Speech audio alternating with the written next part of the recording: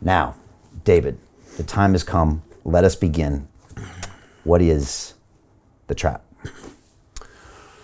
Well, I started out 32 years ago, not knowing where it was going.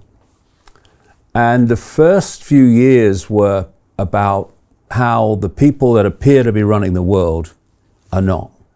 And actually there's another force behind them that's driving the direction of human society. And from about 96 onwards, as I traveled around America, first of all, I started coming into the understanding that behind that network, which we can talk about and how it works, that's behind the direction of human society and has taken us to where we are now, is a non-human force. And then from about, just after the turn of the millennium, I got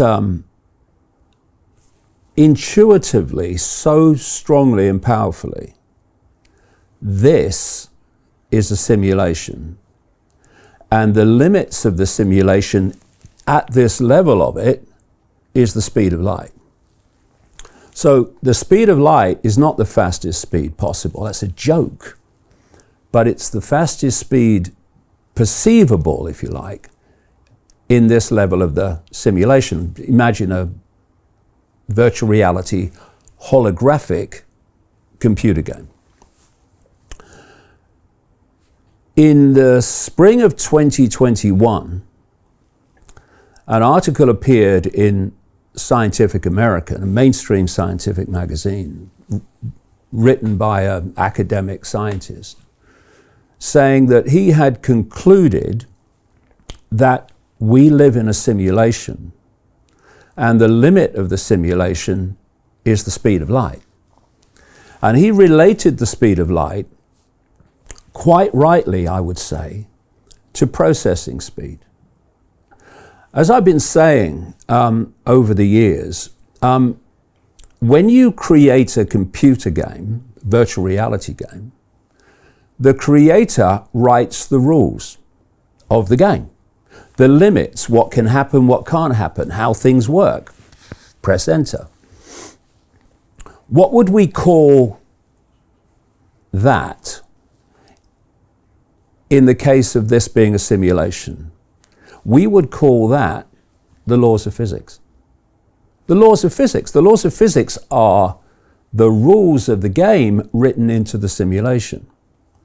And this academic scientist in Scientific American, 20-odd years later, made that point and said that although the creator can write the rules, the laws of physics, he's always still going to be limited by the processing speed that's possible, which he related, like I say, quite rightly to the speed of light.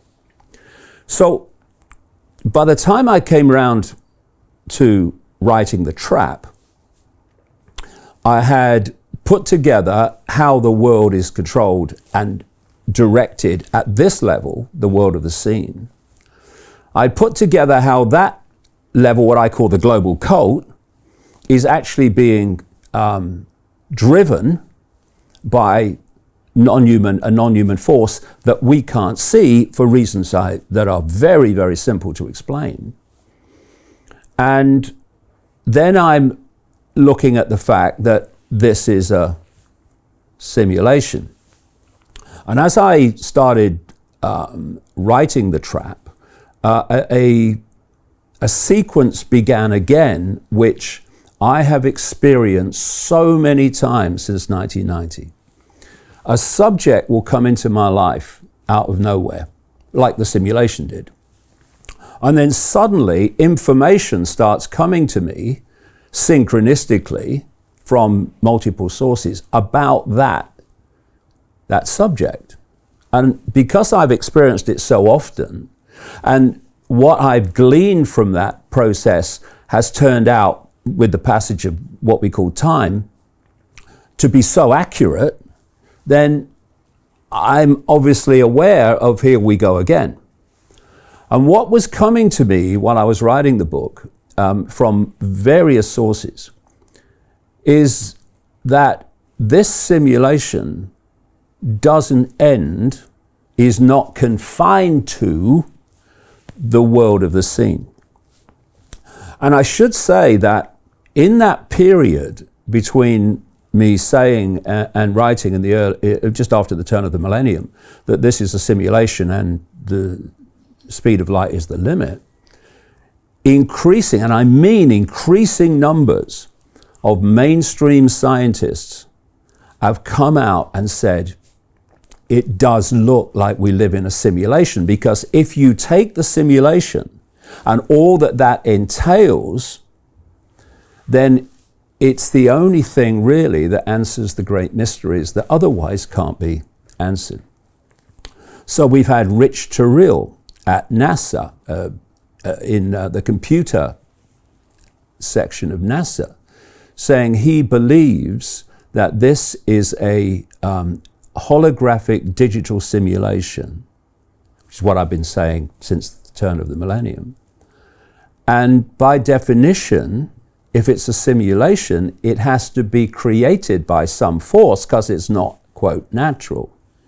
Then you have James Gates, a former scientific advisor to Barack Obama, who led a team which concluded this does look like we're in a simulation. They found phenomena in the energetic fabric of this reality that was the same as what you find in computerization and computers. Then there's Silas Bean, a physicist who led a team at the University of Bonn into, is this a simulation? And they concluded it almost certainly was, and was probably, in their view, based on a matrix of cubes, a cube-like construct. Hey, it's Brian Rose, founder of the DeFi Academy. I've told you my 4-week crypto bootcamp is amazing, but don't take my word for it. This is what my students are saying. The DeFi Academy was an amazing experience for me. It took me totally out of my comfort zone. In this course, I was challenged, I was held accountable, and pushed to do things that honestly weren't always easy. It's been phenomenal, and I can't believe we're already up on our 4 weeks. It has flown by. Going through this DeFi accelerator by far was one of the best courses I've taken. You do this course, you really get into the nitty-gritty of the activities that will make you comfortable with decentralized finance.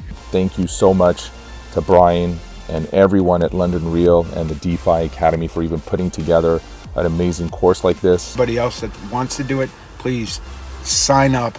It is well worth the money.